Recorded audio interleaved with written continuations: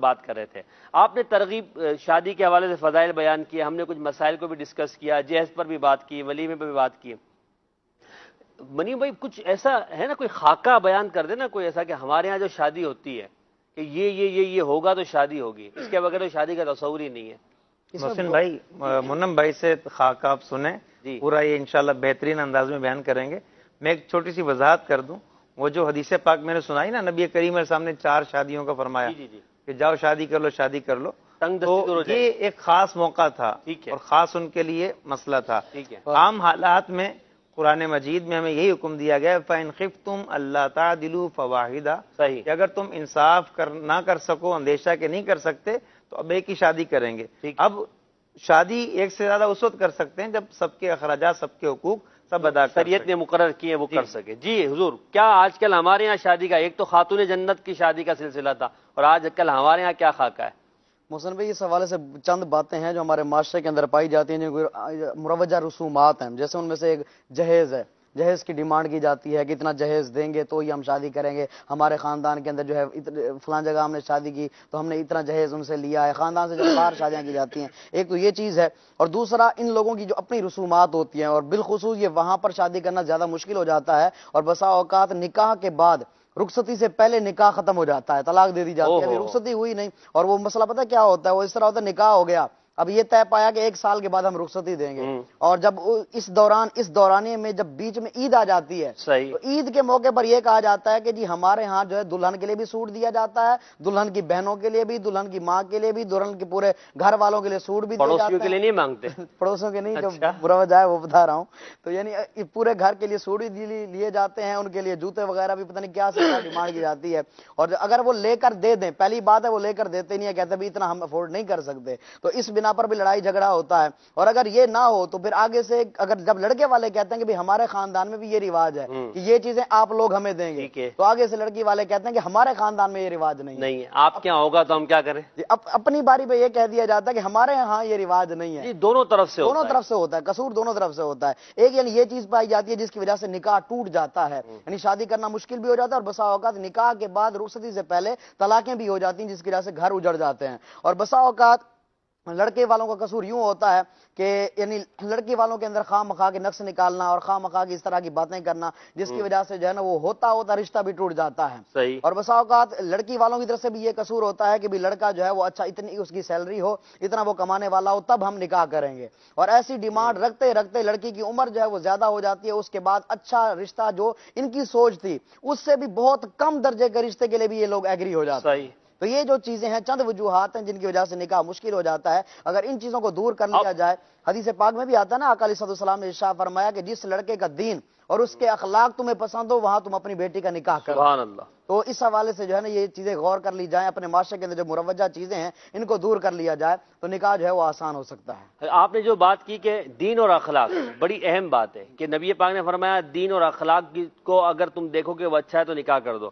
نہ یہاں دولت کی بات ہے، نہ یہاں اور دیگر چیزوں کی بات ہے جو ہمارے یہاں مروجہ چیزیں ہیں۔ اب ہمارے یہاں مروجہ جو رسمیں ہیں، اب اس میں عجیب و غریب، بعض تو گناہ ہے، ناجائز ہیں، بعض کی چلو شریعت اجازت بھی دیتی ہے، تب بھی وہ اخلاقی طور پر اگر دیکھا جائے تو مروتاً وہ نہیں کیا جا سکتا، لوگ مالی طور پر افورڈ نہیں کرتے، مگر اس کے بغیر ہمارے یہاں نکاح نہیں ہوتے۔ مثال کے طور پر جو ناجائز ہیں اس میں ناچ رنگ ہے، رت جگہ ہیں، ڈانڈیاں کھیلنا ہے، یہ رسمیں ہیں، اب اس میں بھی خرچہ ہوتا، پوری رات بیٹھتے ہیں، اب اس کا خرچہ کرنے کے لیے پیسے نہیں ہے مگر کرنا ہے، قرض لے کے کرنا، گانے باجے کی معاذ اللہ رسومات ہے۔ اچھا اسی طرح جو ہے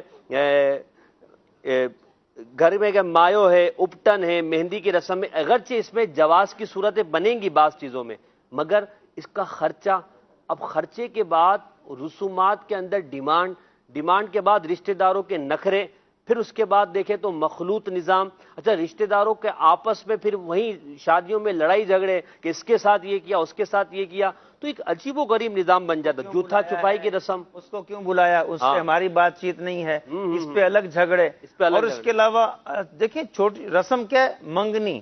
اب دیکھیں اسلام میں منگنی کتنی ہے، اسلام میں منگنی ہے کہ کسی نے نکاح کا پیغام بھیجا اور قبول کر لیا، باتیں ہو اتنی منگنی ہے۔ اب ہمارے ہاں جو منگنی کی رسم ہوتی ہے، رسم حنا، اب آپ دیکھیں اس میں وہ بھی شادی کے برابر خرچہ کرتے ہیں اس میں۔ اب دیکھیں رسم مہندی جو ہے، آج سے 18 سال قبل ایک جو ہے وہ مہندی کی رسم کے بارے میں پتہ چلا، میں وہیں اس علاقے میں تھا تو وہاں تقریباً 25 لاکھ روپے انہوں نے خرچ کیے. اللہ. آج سے 18 سال قبل کی بات کر رہا ہوں. آج کیا صرف صورتحال انہوں نے جو ہے منگنی پر اتنا خرچہ کیا. اللہ. پھر آپ یہ دیکھیں اس سے معاشرے میں کتنے آپ کے پاس بہت ہے مگر آپ کے اس عمل سے وہ لوگ ان پہ کتنا اثر پڑے گا جو غریب لوگ ہیں. میرے پاس ہے میں خرچ کر رہا ہوں نا, میری بیٹی کی خوشی ہے, میں تم آپ کو تھوڑی بول رہا ہوں آپ خرچ کریں, مجھے اللہ نے دیا میں خرچ کر رہا ہوں, آپ کو کیا اعتراض ہے؟ اس پہ میں صحابہ کا عمل بتاؤں.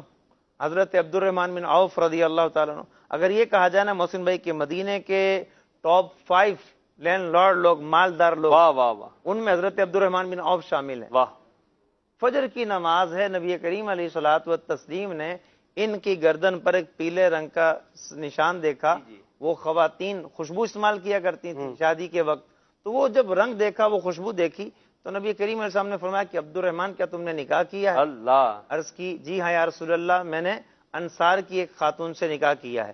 نبی کریم علیہ السلام نے ارشاد فرمایا اللہ تعالیٰ تمہیں اس میں برکت دے, ولیمہ ضرور کرنا, اولم ولو بشات, واہ واہ, ولیمہ کرنا اگرچہ ایک بکری سے ہو. سبحان اللہ. آپ یہ دیکھیں عبد الرحمن بن عوف اتنے مالدار صحابی اور نکاح اتنی سادگی سے کیا کہ سرکار علی وقار علیہ السلام نبی کریم علیہ السلام آپ تک اطلاع بظاہر جو ہے نہیں دی گئی.